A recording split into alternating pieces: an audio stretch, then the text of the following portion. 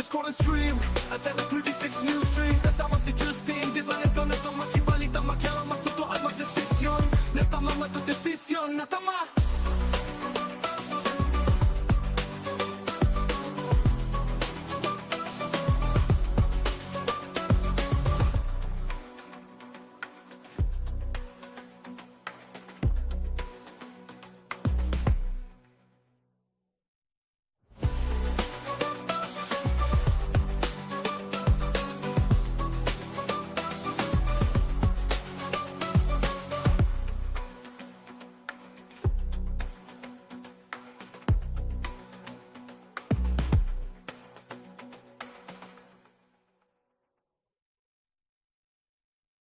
Balitang makatotoanan, balitang mapagkakatiwalaan, balitang may paggagamitan. Skip the scroll and stream at every 36 news stream. Kasama si Justin, di sa neto makibalita, makialam, matuto at magdesisyon. Tama matudesisyon ang tama Skip the scroll and stream at every 36 news stream. Kasama si Justin, di sa neto makibalita, makialam, matuto at magdesisyon na tama.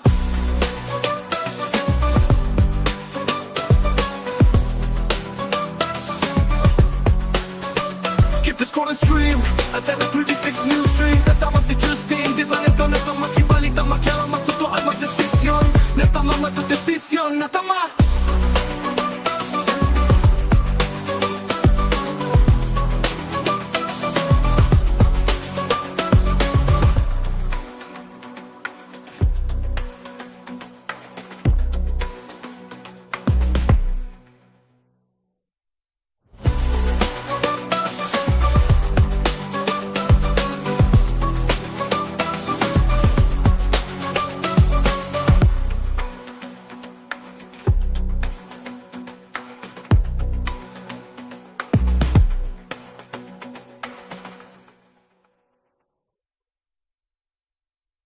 Balitang makatotoanan, balitang mapagkakatiwalaan, balitang may paggagamitan. Skip the scroll and stream at every 36 news stream. Kasama si Justin, di sa neto makibalita, makialam, matuto at magdesisyon. Tama matudesisyon ang tama Skip the scroll and stream at every 36 news stream. Kasama si Justin, di sa neto makibalita, makialam, matuto at magdesisyon na tama.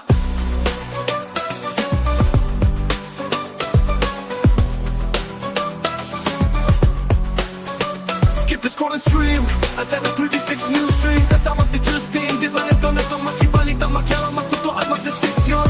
Natama matudesisyon, natama.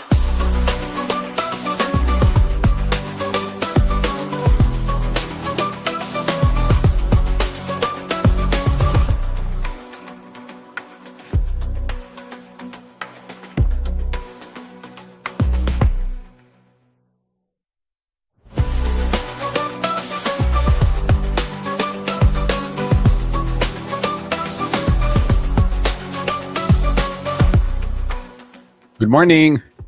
Standby lang tayo. 10:15 ho tayo magsisimula, formal na magsisimula, no? Yung official start, of course. Isang magandang umaga. Kwentuhan muna tayo habang hindi pa tayo naka-live sa television. Live ho ito sa Facebook at sa YouTube. At syempre, parang madilim si Kuyang Justin dito sa side na to. Ayan. Oo. Mamaya at 10:15. Okay, i-share ninyo itong ating stream para tuloy-tuloy ang ating kwentuhan. Kumusta ho kayo? Do you have plans for the long weekend? This coming, of course, Saturday, hanggang 25, holiday ho yan. Kahapon meron ako sabi ko walang pasok yung Biyernes. Mali. May pasok ang Biyernes, yung Huwebes yung walang pasok. I'm sorry, stand corrected. 21 yung walang pasok, and then Sipit Day yung Friday. Nasa sayo naman yun kung papasok ka o hindi. Pero wala akong may pasok ho yung 22, syempre, August 22. And yung 25, it's gonna be a holiday also as we commemorate the National Heroes Day. So, yeah, do you have plans? Share us your plans, mga kabalen, kung ano yung plano ninyo ngayong long weekend. And of course, ano yung mga ganap natin? I'm sure, ako ho, maglalaba. Magsasampay pala, hindi pala ako yung naglalaba. Nagsasampay, at syempre, magbibisikleta tayo. Yan, no? Yung mga bikers sa Clark, shout out, yung mga nakasalubong natin ng isang araw, ayan, pagbati. Tsaka syempre, yung ating team na lumahok dyan sa Titan 77.7 dyan sa Malaysia. Ayan, ibalita na rin natin yan. Raymond Torio, congratulations for finishing itong long distance duathlon. Yan, marami talagang, alam niyo, daming pwedeng gawing sports dyan sa Clark. And kung saan-saan man, syempre. Importante ho yan dahil pag hindi tayo gumagalaw-galaw, magsisitaasan lahat ng mga hindi dapat tumaas sa ating pangangatawan. Ika nga, andyan na yung dugo, andyan na yung sugar. Okay, so ayan, 1 minuto na lamang bago po tayo opisyal na magsimula dito sa ating programa. At standby lang tayo mga kabalan. Magkomento ho kayo kung meron kayong nais idulog. Kahapon meron tayong naitanong, may nag-comment on the spot, yung bakit daw hindi pa umaandar yung traffic light dyan sa may Telabasnagan. Aba, naitanong natin, ora mismo sa Sipolsco, yan ho mga kabalan ay sira yung main frame at hinihintay.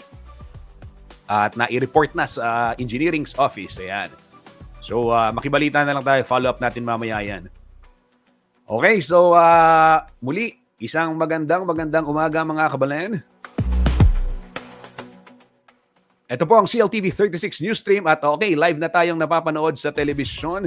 At syempre sa Signal Channel 115 nationwide, Huyan, Luzon, Visayas at Mindanao, naaabot nitong ating broadcast. 36 News Stream kasama si Justin Dizon, neto makibalita, makialam, matuto at magdesisyon, tama makidesisyon, tama. Napapanood din ho tayo sa ating Air Cable Converge Channel 71 at sa 37 cable partners, 37 cable partners dito po sa Central Luzon at sa ating Free TV Channel 36 kung kayo po ay nasa kalakhang bahagi ng Pampanga.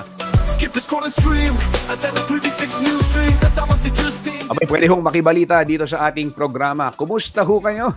Araw ho ng Martes ngayon.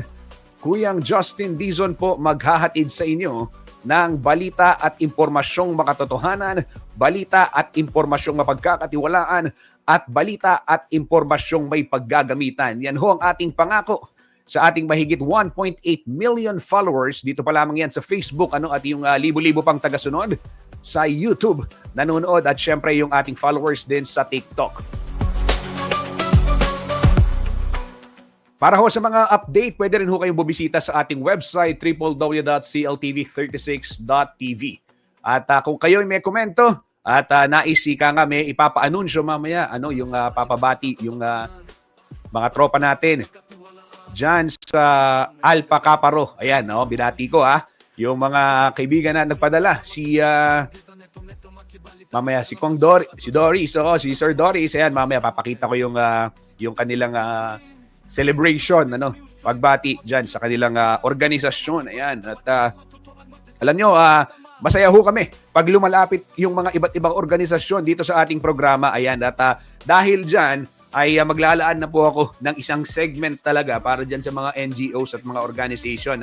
Dito sa ating programang Newsstream, sa Community Billboard, kung meron ho kayong aktibidad, kung meron kayong okasyon sa inyong mga organisasyon, yan, pwede nyong ipa-announce dito. At syempre, kasama ninyo ang CLTV. Na-touch ako, nag-message sila gusto nila mailagay sila sa ating programa, mailagay sila sa ating website at sa ating Facebook page. Ay syempre, yan atin pong ibabalita at ating ipapadala yan pagbati sa kanila, yung Alpha Caparo dito sa Pampanga nagdiwang ng kanilang anibersaryo nito lamang Agosto. Ayan. Maraming salamat. At nanonood din si Kuyang Cesar Montana. Watching Idol. Sabi niya, maraming salamat, Kuyang Cesar Montana. Ito ho, mga kabalen. Puntahan muna natin sitwasyon ng trapiko dito po sa malaking bahagi ng syudad ng San Fernando, Pampanga sa mga oras na ito. Real-time traffic update muna via Sipolsco.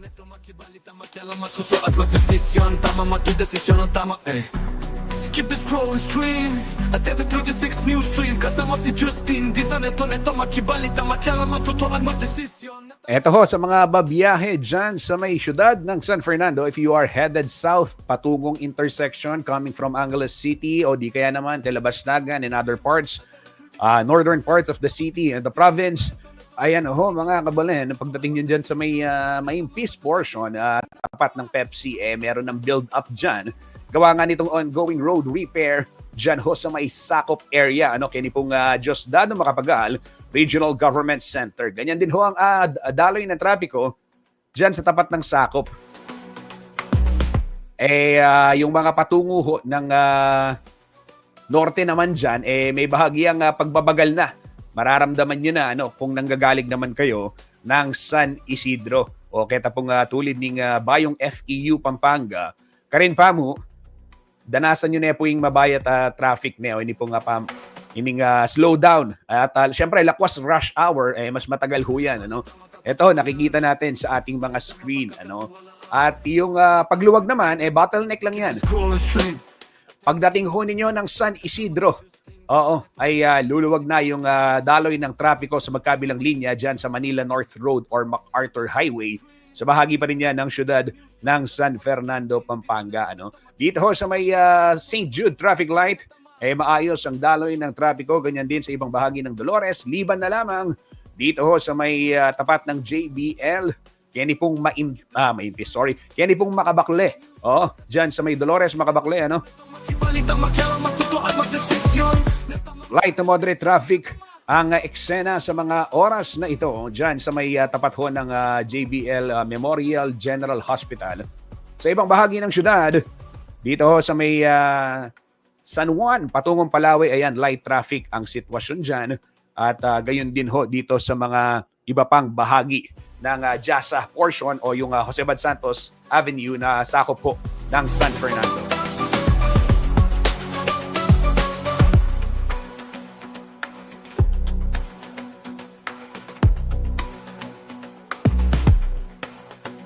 Mula ho dyan sa may San Fernando, silipin naman natin yung eksena dito ho sa may lalawigan ng Bataan, Layak, Balanga, bound light traffic. Lahat, maluwag yung kalsada sa Bataan. Kaya mabibilis yung mga sasakyan. Coolies Crossing, light traffic. Alauli Crossing, light traffic din. Balanga, bound. Dyan sa may 4 lanes, Balanga at yung Rotonda, light traffic. Follow natin yung mga speed limit. Ayan ho, ipina-flash sa ating screen. 80 para sa mga pribadong sasakyan.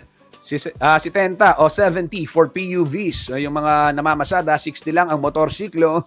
Huwag lalagpas at 50 sa mga malalaking sasakyan gaya ho ng mga truck at ng mga bus.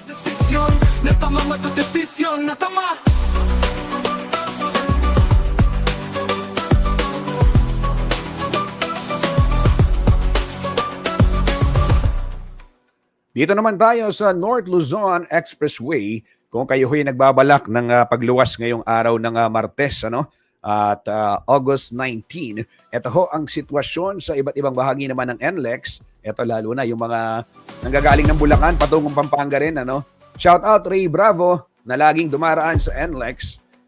At syempre, dude, Alexis Reckerman, ayan. Nung baha dyan sa may CDCP at dyan sa may Apalit, umiikot sila ng Pulilan, yan. Ito ho yung sitwasyon sa North Luzon Expressway sa mga oras na ito. May pagagamitan. Skip the scrolling stream. At every 26 news stream. Kasama si Justin. Di sa neto makibalita. Makialam matuto at magdesisyon. Tama magdesisyon ang tama.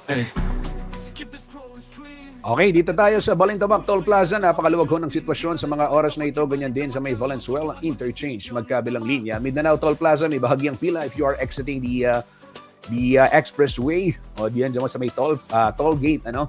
And may Kawayan southbound, maluwag ho ang sitwasyon. Sa kabilang linya, medyo bahagyang may pila dun sa mga truck pa-exit. But dyan sa may Bukawe and syudad ng San Fernando, light traffic. Pero kapansin-pansin, medyo makapal yung volume ng mga sasakyan dyan sa may San Fernando southbound. At sa mga oras na ito, but northbound, maluwag na maluwag. Ayan. Bigyang daan natin yung komento ni Ace Julian Season, malyari na yung dalanan, Megadike, danening Bacolor, ang gaking Del Rosario CSFP. Dapat bawal na pamurin mong dumalan, deng tracks, kapaningatan po. Ayan, dakala salamat, Koyang A Season. Kapabaluan po, karen pong kikatang kabalen na magbiyay, Aldoldo, at talagang gagamit mo naman kini pong Megadike Access Road. Importante yan po nga balutamin nung manibatan kayo po kining Bacolod, magpanda kayo San Fernando. Yun na kailangan, okay rin pong maganda kayo Angeles, yun na kailangan dumalan, kaya ni pong usandang ng house kanina, intersection. Wah, kasi din kayo, iwasan tayong traffic ka rin, kayo, lalo na sakop, maimpis, matraffic mo naman ngayon, uling ating gagawang dalan, ngayon po makabuklat uling mayari niya naman yung road repair, kaya pong mega dike, danening Bacolod ang ganap po kayong Del Rosario, San Fernando, and vice versa, okay? Pero pag nakana po, ni kikatang kabalan, bawal pong dadalan, rening bangarag ulat track, imingata mo po, etapo dadalan, etapo masyas bundok, uling patsayang dalan, talaga pwede king heavy vehicles, yan po yung milyari kening Manabak Road, kening San Simon, ikitay itang Mitaling Kibi, o kanya manang pakiramtawan itang Mitaling Kibi, uling bula na naman, nga mano si Swan ngayon, Tuit ang pamangamit kung Mitaling Kibi. Mitaling Kibi. Yan naman Mitchab kasi di ba pambangkaya tayo Mitchab Mitaling Kibi kahit ang gilid ning dalan, mitwag ya puitan truck po tapakit kaya kayo. So mega dike. Tapo dadalan ken. Skip the scrolling stream. At every 26 new stream kasama si Justin. Salamat Ace Julian Season. Kaya kang update at maulagay ni. Basa kaya naman na din. Thank you. At pega na kami, yan. Karen pong ating buring yaws, emergency hotlines dito sa Siposco, 0939-936-2423, di kaya naman 961-4347. Kung meron mong mga aberya at nais itawag, kung kayo nasa syudad ng San Fernando, ito po yung mga hotlines. Magdesisyon na tama, matudesisyon na tama.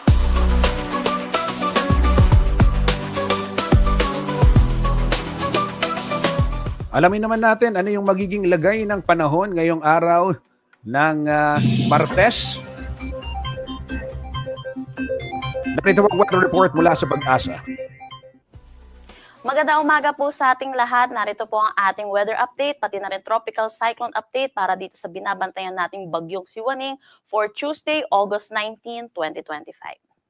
So itong si Waning ay huling namataan sa laing 650 kilometers east-northeast ng Itbayat, Batanes. Nananatili pa rin naman ito sa tropical depression category. May taglay na lakas na hangin na 55 kilometers per hour at pagbugso na umaabot ng 70 kilometers per hour. Ito'y kumikilos north-northeastward sa bilis na 10 kilometers per hour. Wala pa rin naman itong direktang epekto sa anumang parte ng ating bansa, kaya wala rin tayong nakataas na anumang tropical cyclone wind signal na possible dito sa ating bansa. Wala rin tayong nakikita na enhancement ng southwest monsoon at patuloy naman itong lalayo ng bansa natin or ng Philippine Area of Responsibility at possible na paglabas niya ay mamayang umaga. Sa ngayon, yung easterlies or yung mainit at maalinsangan na hangin na nanggagaling sa dagat Pasipiko ang umiiral dito sa may Southern Luzon, Visayas at Mindanao. Ito rin po yung weather system natin na magdadala na mataas na tsansa ng mga pag-ulan dito sa ilang bahagi ng bansa natin. Meron din tayong binabantayan na low pressure area dito sa labas ng ating Philippine Area of Responsibility at ito'y huling namataan sa 1,810 kilometers east ng Eastern Visayas. Sa ngayon po, medium chance po siya na maging isang ganap na bagyo, meaning mababa ang chance niya na maging ganap na isang bagyo within the next 24 hours. Pero sa mga susunod na araw, hindi natin inaalis ang posibilidad na maging bagyo ito. Nakikita din po natin yung forecast track po nito, possible po lumapit ito dito sa may Northern Luzon at magdadala rin po ito ng mga pag-ulan lalo na po dito sa eastern section ng Luzon. Pero sa ngayon po, mataas pa rin po ang uncertainty dito sa ating low pressure area kaya patuloy po tayo mag-antabay sa mga nilalabas na updates ng Pag-asa. Para dito sa magiging track ni Waning, patuloy po yung direction po niya palabas ng ating Philippine Area of Responsibility at kung nakikita din natin patuloy siyang magiging isang ganap na tropical depression habang palabas ng ating par. Pero hindi din natin inaalis ang posibilidad na ito'y mag-intensify pa paglabas ng ating Philippine Area of Responsibility. Pero kahit mag-intensify po ito, wala naman po itong direktang epekto sa anumang parte ng ating bansa. Para sa magiging panahon natin ngayong araw dito sa Luzon, inaasahan natin ang makulimlim na panahon na may mataas na tsansa ng mga pag-ulan dito sa may Quezon, Bicol Region, pati na rin dito sa Mimaropa, dulot ito ng easterlies. Pero para naman dito sa Metro Manila at nalalabing bahagi ng Luzon, magiging maaliwalas naman ang ating panahon pero asahan din natin yung init at alinsangan lalo na sa tanghali hanggang hapon na may mga tsansa po ng mga localized thunderstorm pagdating sa hapon at sa gabi. Agwat ng temperatura for Metro Manila, 25 to 33 degrees Celsius, Lawag, 25 to 32 degrees Celsius. For Tuguegarao, asahan natin ng 24 to 32 degrees Celsius, Baguio, 17 to 22 degrees Celsius. For Tagaytay, 23 to 29 degrees Celsius, at Legazpi, 26 to 29 degrees Celsius. Inaasahan natin dito pa rin sa Palawan, buong Visayas, Zamboanga Peninsula, Northern Mindanao at Caraga, makakaranas din sila ng maulap na papawirin na may mataas na tsansa ng pag-ulan, dulot pa rin ito ng easterlies. Pero para dito sa Kalayaan Islands, dahil wala rin tayong southwest monsoon na possible na makapekto sa kanila, magiging maaliwalas ang kanilang panahon at asahan lang natin yung mga localized thunderstorm lalo na sa hapon at sa gabi, pati na rin dito sa nalalabing bahagi ng Mindanao. Agwat ng temperatura for Kalayaan Islands at Puerto Princesa, 24 to 31 degrees Celsius, Iloilo, 24 to 30 degrees Celsius. For Tacloban, 26 to 30 degrees Celsius, Cebu, 26 to 29 degrees Celsius. For Zamboanga, 24 to 32 degrees Celsius, Cagayan de Oro, 24 to 30 degrees Celsius, at Davao, 24 to 31 degrees Celsius. Wala naman tayong nakataas na anumang gale warning sa anumang seaboards ng ating bansa. Ang sunrise mamaya ay 5:43 a.m. at ang sunset mamaya ay 6:17 p.m. Para sa karagdagang impormasyon, bisitahin ang aming mga social media pages at ang aming website pag-asa.dost.gov.ph. At yan po muna ang latest dito sa Pag-asa Weather Forecasting Center. Chanel Dominguez po at magandang umaga. TV36 News Stream kasama si Justin Di sa neto makibalita makialam matuto at magdesisyon Tama magdesisyon ang tama Skip the scrolling stream at TV36 News Stream kasama si Justin Di sa neto makibalita. Maraming salamat Chanel Dominguez ng DOST Pag-asa para sa ulat panahon at yung update syempre sa ating binabatayang bagyo, no? Napaka-importante ho mga kabalen. Ito, tuloy-tuloy tayo sa ating balitaan. Naalala ko lang nag-announce. Oo, walang pasok nga yung 25 Lunes at 21 Thursday. Maganda sakto sa panahon at para maplano natin yung ating long weekend, yung ating magiging schedule. Ito ho naman kung nagbabalak kayong I'm sure meron diyan. Meron Kung nagbabalak kayong mamasyal ngayong long weekend, yung iba pagka long weekend na ganyan, isang mabilis na getaway, sana all, ika nga, isang mabilis na bakasyon. Kung gustong lumipad, ayan, nandyan yung Clark Airport, maraming pwedeng puntahan, basta merong kang pera. At speaking of pera, eto ho, Forex muna tayo.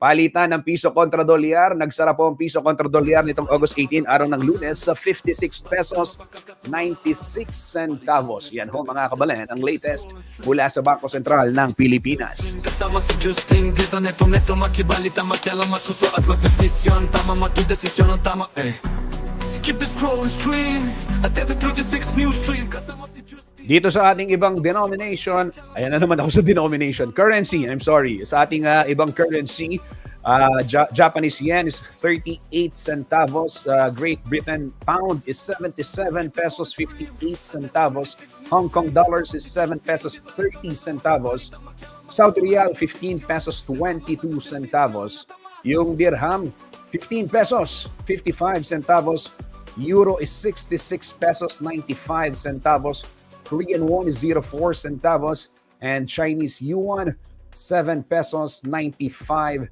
centavos. Yan ho ang latest Forex report.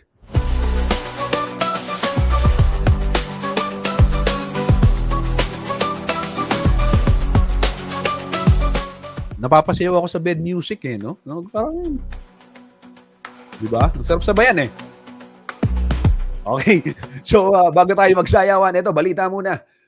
Public service announcement dito ho sa Lubao, Pampanga, wala hong kuryente ngayong araw ng Martes hanggang alas 4 sa mga babanggitin kong lugar, Barangay Balantakan, Baruya, Lourdes, Prado Saba, and Prado Siongco. Hanggang alas 4 ng Gatpanapon. Hanggang na pong alas 4 na Ninggat Panapon, ngening Martis, sa lapong kuryente. Brownout. Yan pong Lubao, Karimebang Gita Barangay.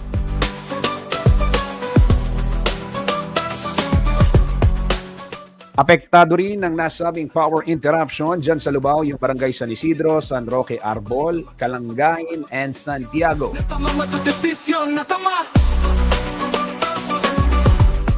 Santa Teresa 2nd and Santa Cruz. Ito pong Sitio Palkarangan, King Lubao. Hanggang alas 4, brown out mo naman.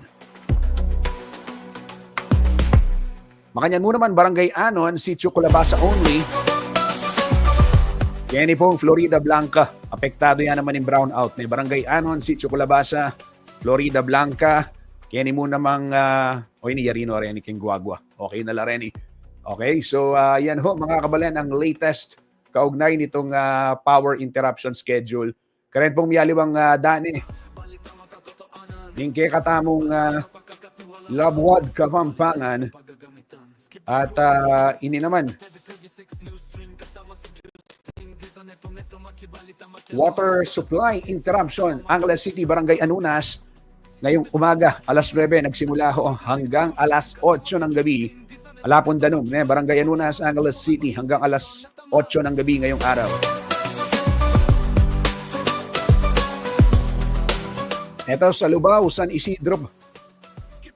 Kung kasama ka sa brownout, kasama ka pa sa walang supply ng tubig, nanuna mo 1 p.m. to 4:30 p.m. Wala akong tubig dyan sa San Isidro, Lubao, Pampanga.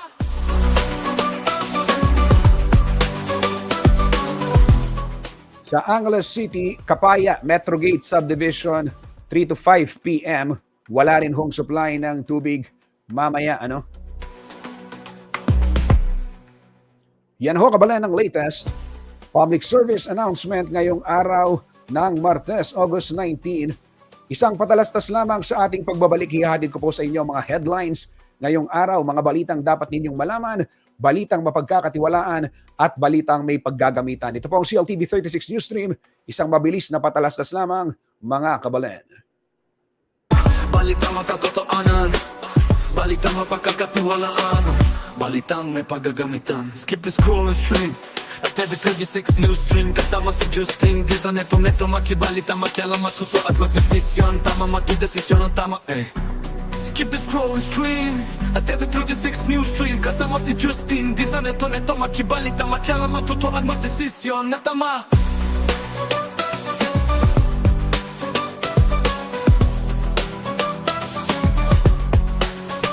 Skip the scroll and stream at every 36 Newsstream. Kasama si Justin Di sa neto makibalita, makialam, matuto at magdesisyon na tama, matudesisyon na tama.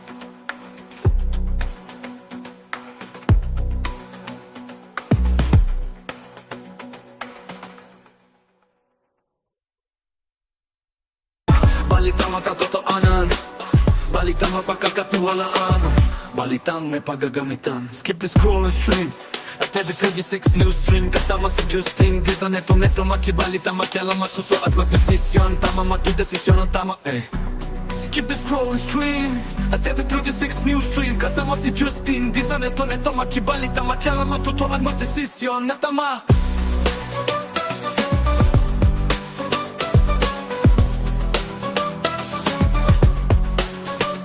The scroll and stream at every 36 Newsstream. Kasama si Justin Di sa neto makibalita, makialam, matuto at magdesisyon na tama, matudesisyon na tama.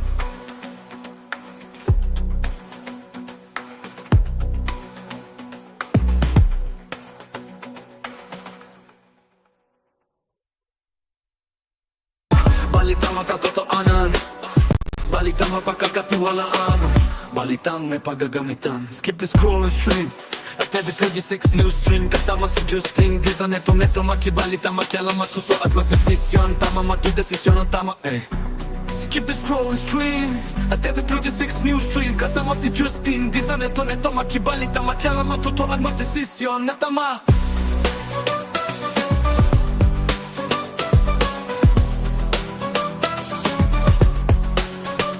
Skip the scroll and stream at every 36 news stream. Kasama si Justin Di sa neto makibalita. Nagbabalik po ang CLTV 36 Newsstream gaya ng aking naipangako kanina mga kabalen.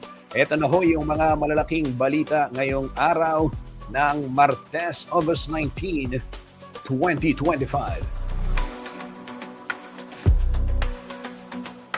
Ito, simulan ho natin. Magandang balita ito para sa mga kababayan natin na minimum wage earner dahil magsasagawa ho ng serye ng public hearing ang Department of Labor and Employment Regional Tripartite Wages and Productivity Board Central Luzon o yung DOLE RTWPB3 sa Setyembre. Ito po'y kaugnay ng minimum wage determination para ho sa mga domestic and private workers. Mga kabalen, ito ho yung schedule. Bataan at Zambales sa September 3 gagawin yan sa SMX Olongapo City Convention Center dyan sa Gapo, Zambales. Para ho sa mga taga Nueva Ecija at Tarlac, September 9, 2025. Gaganapin naman sa may Old SP Hall sa may Tarlac Capitol, Barangay San Vicente, Tarlac City, Tarlac. Etong sa Aurora, September 11 sa Amco Beach Resort sa Baler, Aurora. At para ho sa Bulacan at Pampanga, September 16, dyan sa may Clark Development Corporation o CDC Training Hall, Health and Sanitation Department, Clark Freeport Zone sa Pampanga. Sino ho yung mga pwedeng dumalo? Abay, bukas ho ang naturang pagdinig sa publiko at pwede ho kayong makipag-ugnayan dito sa RTWPB3. Mag-submit ho kayo ng position paper. Dyan ho sa may second floor, Kingspire Business Center, Kilometer 71, MacArthur Highway, Barangay San Isidro, City of San Fernando, Pampanga. Pwede rin ho kayong mag-email sa kanilang mga email address. Ito, rtpb3 at yahoo.com, rtwpb3 at yahoo.com, rtwpb3 at gmail.com. At ito, marami silang rocket produktibo at sahod at on Microsoft.com. Ayan, meron silang ganun. Ito, papakita ko na lang. Wait lang Copy ko lang para mapanood natin at makita natin. Iko-comment ko yung link dito sa ating streaming. Okay? Meron, nandito yung link kung gusto nyong mag-email dyan sa DOLE. Kaugnay itong hearing para ho sa mga minimum wage earners. At kung meron kayong position paper na nais ipadala, yan. Ito yung link Pwede nyong i-copyahin yung link sa baba para makapag-email ho. Ayan mga kabalen. So, ito yung latest kaugnay nitong minimum wage determination na ginagawa ho ng pamahalaan. Ayan. Siyempre maraming umaaray. Hindi raw sumasapat ang minimum wage. Totoo naman, tagal-tagal ng di ba? Ang bilis tumaas ng presyo ng mga bilihin. Yun naman yun di ba? So, tapos may mga position pa, may mga panawagan pa, dapat hindi regional dahil pre-prehos lang naman halos yung presyo. Pero lalabas naman yan sa papel, makikita. Kinukumpara ng DTI. Di hamak na mas mahal yung cost of living dyan sa Metro Manila, kaya mas mataas yung sweldo o yung minimum wage kung tawagin. Kasama si Justin Di sa neto makibalita, makialam, matuto at magdesisyon. Tama, magdesisyon ang tama, Skip the scroll and stream at every 36 news stream. Kasama si Justin. Ito naman sa ibang balita mga kabalen, meron hong adjustment sa presyo ng mga produktong petrolyo. Ngayon, Martes ito. As expected na o implemented na ika nga. August 19 ay tumaas yung gasolina, presyo ng gasolina per liter ng 60 centavos. Diesel bumaba ng 80 centavos per liter yung presyo. Kerosene bumaba rin ng 90 centavos per liter. Ayan ho mga kabalen. Kung diesel ka, mabuting balita naman yan. Eto, tuloy-tuloy pa rin tayo sa ating balitaan. Ito ho mga kabalen, gaya nga ho ng aking nabanggit. Teka lang. Puntahan natin yung video ni Governor. At kaugnay nitong flood control projects dito ho sa lalawigan ng Pampanga, mga kabalen, ay nais pong ipasiyasat ni Governor Lilia Pineda. At kung paano nga ba, dapat pakitunguhan ito pong mga iba't ibang proyekto na yung Pangulo nga, sinabi merong palpak. At nariyan na yung binisita dyan sa bayan ng Kalumpit, Bulacan. Pero para ho dito sa lalawigan ng Pampanga, ay hindi pa umano nakikita ni Pampanga Governor Lilia Nanay Baby Pineda ang higit 200 billion pesos na halaga ng flood control project sa lalawigan. Bagay na plano rin po niyang silipin upang makatulong umano kay Pangulong Ferdinand Marcos Jr. sa pagtugon sa problema ng pagbaha. Sa isang pulong balitaan sa Kapitolyo nito pong Lunes, August 18, sinabi ho ng gobernadora na bukas siya sa posibilidad na maging bahagi ng investigasyon ng Senate Blue Ribbon Committee at ng mababang kapulungan sakaling siya po ay ipatawag. Ay, hindi pala naka-flash yung picture ni Gob. Wait lang. Okay, so ito yung video. Ayan, mamaya pa-play ko. Basahin ko lang.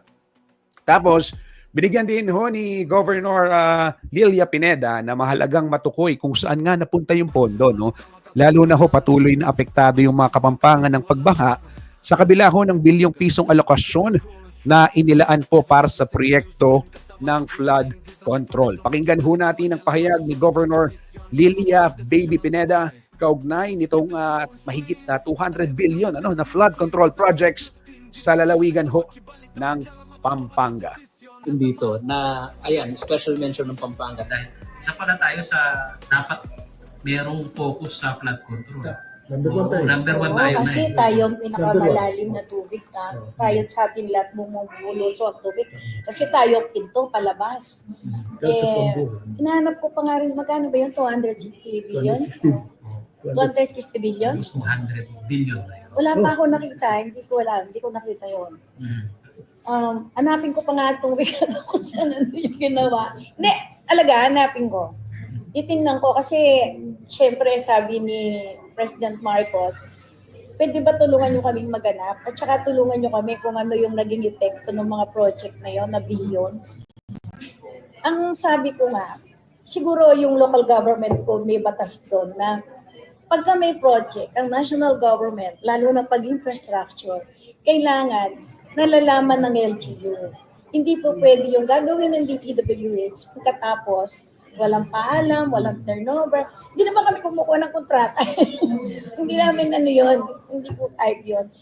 At tagal ko na nga ang politikus, minsan lang ako nagpunta sa opisina ng regional director ng DPWH. Pero talaga, hindi naman yun sa nakikialam ka o gusto mong humingi ng SOP. Hindi ganun. Ang gusto ko lang na magpaalam sila. O Gob, o Mayor, gagawin ko itong dike ha. Ganun lang. Pero syempre, magkukomment ka. O ba't gagawin mo itong 200 meters? Paano yung kasunod? At saka dapat malaman mo yung specification.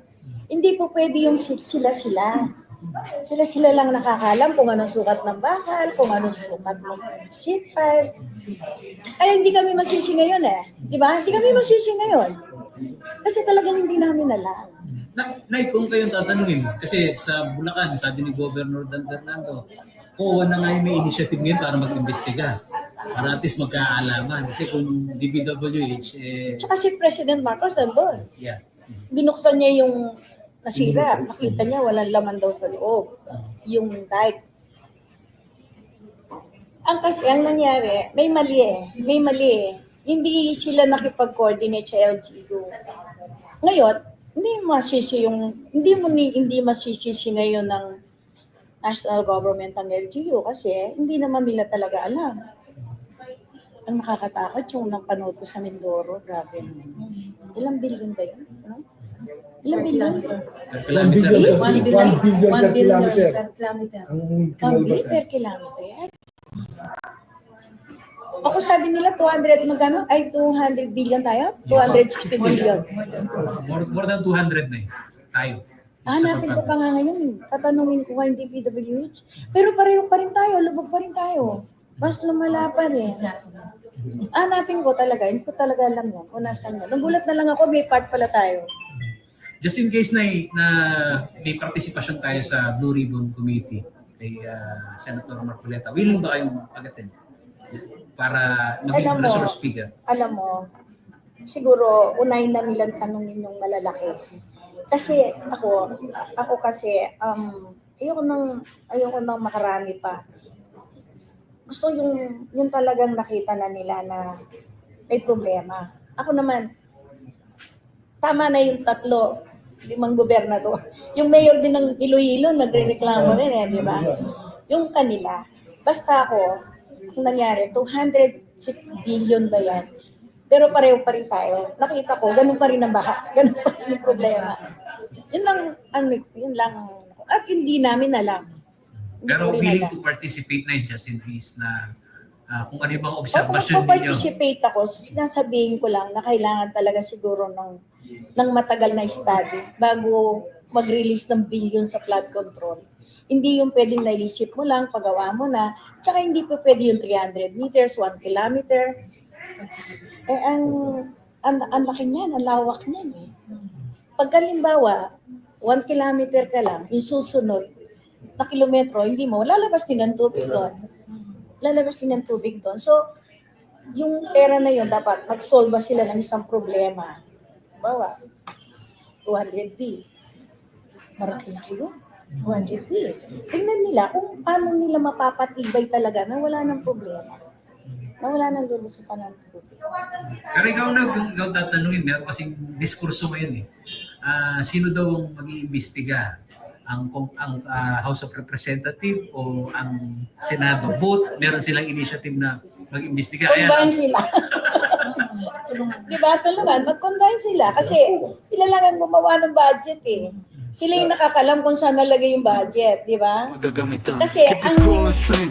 At every 36 news stream kasama sa Justin Di sa neto makibalita makialam matuto at magdesisyon. Tama magdesisyon ang tama. Atin hong narinig ang tinig ni Governor Lilia Pineda kaugnay nitong 200 billion flood control projects sa lalawigan ho ng Pampanga. Ayon ho sa gobernadora, kanyang ihihimayin at titignan din dahil totoo hindi daw nila alam itong mga tinatayo o mga ginagawa ng DPWH. At ang kanyang pakay naman ay para hindi daw humingi ng SOP o di kaya naman makialam kundi ika nga magkomento at magbigay ng suhestyon at matiyak na maayos yung proyekto dahil ito'y pinapatupad sa ating lalawigan, sa ating mga kababayan. Ayan, at speaking of proyekto, eto naman mga kabalen, DPWH pa din. Eto ho, nagsagawa ng sariling patching activity. Eto hong si POSCO para ho isaayos itong mga sira-sirang bahagi ng kalsada dito sa siyudad ng San Fernando. Para ho bigyan tayo ng update, nasa linya ng telepono Louie Clemente, ang hepe ng City Public Order and Safety Coordinating Office ng Siyudad San Fernando. Isang magandang umaga, Sir Louie. Isang magandang umaga po, Sir Justin, at sa lahat po ng inyong taga-subaybay. Sir, ano yung latest dito sa ginawang patching sa mga kalsada? Medyo nakita ko yung caption medyo dramatic. May laman, palliative but much needed. At can you give us a background, sir? Ano yung kondisyon? Ano yung status ng mga kalsada ngayon? Yes po, upon monitoring po ng aming pong departamento, meron po kami mga naitala na yun nga po, meron po tayo mga potholes na nakita. This is after naman po, in all fairness naman po sa ating DPWH, nung pong nag-uulan, after the rainy period, nung meron po tayong habagat, agad naman po silang nagkaroon ng patching activity together with the department. But yun nga po kanina, may mga report po sa amin na may mga nakita na po na iilan kung kaya't nag-proact na po ang departamento upang mag-conduct po ng road patching. Sir Justin, ito po kasi ay continuing dahil alam naman po natin, kaya nga yung caption po natin sa ating post is just a palliative, but it is really a much needed intervention po dahil ang lagi po namin iniisip, yun naman pong safety po ng ating mga motorista, lalong-lalo na po yung pong mga kababayan nating nakamotorsiklo kasi medyo talagang hazard po ito pong mga potholes na to. Kung kaya't yan po ay agad-agad na ating ginagawan po ng solusyon. Sir Louie, saan-saan itong mga potholes na na-monitor at ano na yung status? Natapos na ho ba yung pagpapatch natin ng mga sirang portion ng mga kalsada? Meron po tayong naitala dito sa may Useaban Santos Avenue, particularly po diyan po sa may dating Salilungan, diyan po sa may dating DFA at yung pong papunta po ng West Cap going naman po sa intersection. Meron po mga late na pothole diyan kung kaya't agad po tayo nagsagawa ng road patching. Yung pong ating ginagamit dyan is courtesy of DPWH. Meron po tayong yung pong pinagbakbakan ng asfalto mula po dito sa may Megadike. Yun po yung ginagamit natin at maraming salamat po sa DPWH at tayo po ay binigyan ng filling material na yan. Kaya't kapag meron po tayong mga namomonitor or nakikita sa ating lansangan, meron po kami agad na nagagamit. Sir Louie, nabanggit nyo yung Mega Dike, ito, pwede nang daanan. Paki-update yung ating mga kababayan sa development para naman sa gayon, pwede rin maiwasan yung mga portion ng MNR na kung saan mabigat yung daloy ng trapiko, particularly itong Maimpis kung saan ongoing yung road construction, sir. Yes, Sir Justin. For the latest development po, yung pong ating road asphalt overlaying dito po sa may Mega Dike, specifically po yung Bacolor to Del Rosario, yun po ay tapos na. Kung kaya't kanina pong umaga, through the advice po ng DPWH at saka po ng contractor, yan po ay nabuksan na. Na ginawa po kaagad ng DPWH yung vertical clearance sa lugar, kaya't kanina pong umaga ay napagamit na ho natin sa mga motorista. And we are expecting na yan po ay magbibigay po ng konting kabawasan po sa volume po ng traffic na ating nararanasan dito po sa may MacArthur Highway. Yung pong second phase po ng asphalt overlaying po niyan ay mag-i-start na rin po. Yan naman po ay mag-uumpisa mula po dito sa may Del Rosario, papunta naman po ng Porac, yung pong portion ng Megadike na nabanggit. Okay. Sir Louie, susulitin ko na yung pagkakataon. Kausap kita, makikibalita kami sa traffic light naman sa Telabasnagan. Itanong ko na nung isang araw, pero update na lang yung ating mga kababayan kasi nagtatanong sila bakit hindi pa daw napapaandar. Yes po. Sa kasalukuyan, Sir Justin, actually dalawa po yung traffic lights na hindi po umaandar sa kasalukuyan along the MacArthur Highway. Yung una po yung dito po sa may San Jose traffic light area po natin, and yun nga po yung sa may SM Telabasnagan. Apparently, Sir Justin, hindi na ho sila pwedeng makuha dun sa tinatawag na maintenance o yung initial maintenance na dati namin ginagawa, napapaandar po namin. But upon evaluation, ang nabanggit po sa akin ng aking engineer is that yung pong pinaka-mainframe na niya, yung pong parang computer box na, ang medyo may diferensya. Kung kaya yan po ay naisanggunin na ho namin sa City Engineering Office at actually po sila po ay magsasagawa po ng isang pagpupulong, evaluation upang lahat ng traffic lights na na-turnover po sa city ay kumbaga talagang titingnan po yung kanilang wear and tear condition po. Sir, historically gaano katagal yung computer box pag hindi na may re-repair, bibilihin usually gaano katagal yung aabutin, sir? Sir Justin, dahil yan po ay technical, magkikipag-coordinate ho muna nito ang ating City Engineering Office doon po sa naging provider naman po ng DPWH. If we could remember, yung pong repair and maintenance po dati ng mga traffic lights na yan ay sa DPWH po, kung kaya't nung na-turnover po sa atin, in-endorse po tayo dun sa kanilang provider. At sa kasalukuyan po ay meron pong coordination para nga po kung sakasakali baka pwedeng mapaandar naman pansamantala para naman po magamit po ng ating mga motorista. Within the week po sana magkaroon ng resulta yung coordination po ng ating City Engineering Office doon po sa naging provider po ng DPWH. Again, Sir Justin, another kumbaga po update po, ano po? Yung bagamat tapos na po yung Bacolor del Rosario road asphalt overlaying, ongoing naman po yung sa may tourism road po natin dito papunta po dito sa from MacArthur hanggang dito po sa may Barangay Calulot to Bulaon. So ongoing din po yung asphalt overlaying. Katotohanan po nito, tapos na po yung isang linya, yung isang linya na naman po niya ng pagtatrabahuhin po ng ating contractor mula sa DPWH mamaya pong gabi. Opo, sir, paalala na lang sa ating mga kababayan with all of these road constructions left and right in our city, ano ho yung pwede nating i-remind sa mga motorista na magdaraan sa syudad ng San Fernando? Yes, Sir Justin, unang-una po, humihingi po kami ng pasensya sa ating pong mga motorista for the inconvenience na nararanasan po nila. Talaga pong nagkasabay-sabay lang ang mga proyekto sa mga lansangan ng ating syudad. At hindi po talaga pwedeng maiwasan na magkaroon ng traffic disruption at makakaantala po sa kanilang pagbiyahe. Kami po ay humingi ng pasensya at kung pag natapos naman ho yan, magiging matiwasay ho yung ating paglalakbay.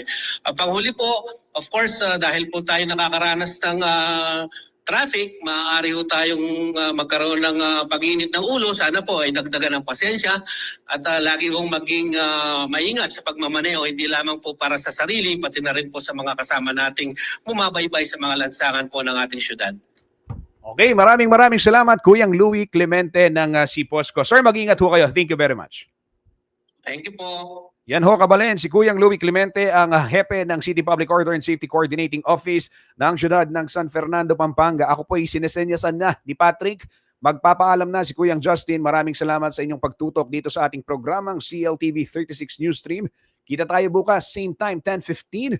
Muli, sa ngalan po ng buong puwersa ng CLTV 36 News and Current Affairs. Tutok lamang sa ating mga pages para sa maraming update.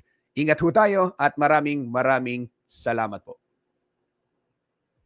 Kasama si Justin Disa neto makibalita makialam matuto at magdesisyon tama magdesisyon ang tama Skip the scrolling stream at every 36 news stream kasama si Justin Disa neto makibalita makialam matuto at magdesisyon na tama